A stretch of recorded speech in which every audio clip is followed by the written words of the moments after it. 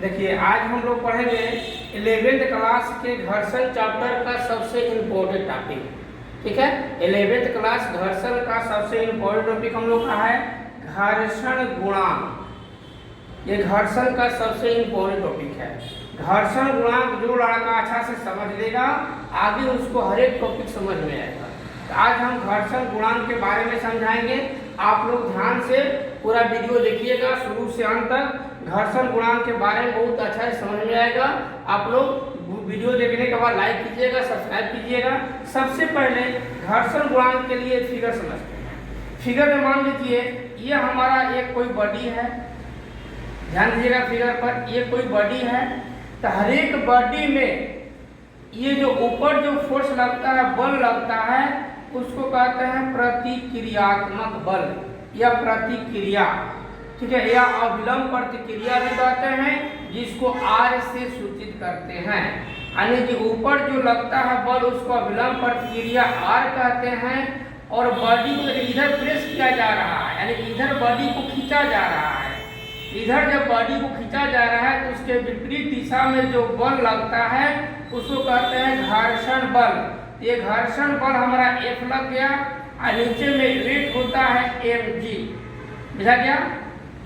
ये जो अविलंब प्रतिक्रिया R है और घर्षण बल F है, ये दोनों एक दूसरे के समान अनुपात में होता है।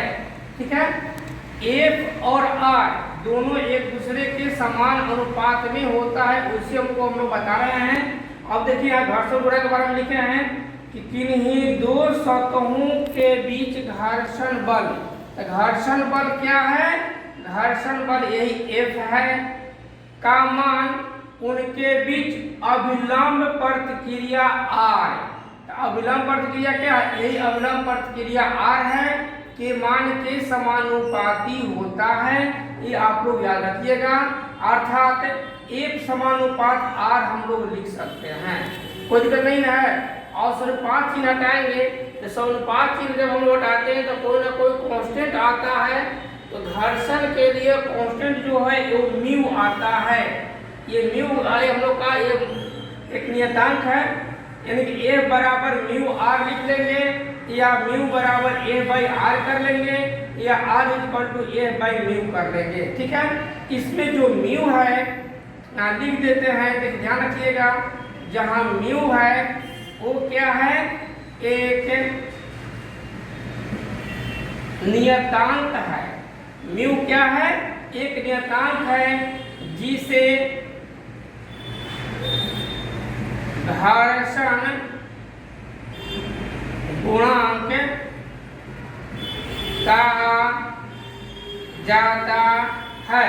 ठीक है, यानी कि जो म्यू है ये एक नियतांक है और उस म्यू को ही हम लोग घर्षण गुणांक कहते हैं। इसको आप लोग ध्यान से देख लीजिए। अब देखिए नोट, इसका नोट जो है हम लोग ऑब्जेक्टिव क्वेश्चन में काम करेगा। नोट लिखवाए हैं कि सीमांत घर्षण बल। ये बताए हैं कि घर्षण हम लोग का अलग अलग प्रकार का होता है। गतिज घर्षण होता है, सीमांत घर्षण होता है और स्थिर घर्षण होता है। तो सबसे पहले हम लोग स्थिर घर्षण होता है।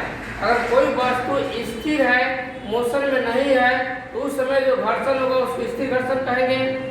जो वस्तु चलने की स्थिति में हो जाती है और उस समय जो घर्षण होता है उसको सीमांत या सीमित घर्षण कहते हैं। जो वस्तु चलने लगती है उस समय जो घर्षण होता है उसको गतिज घर्षण कहते हैं।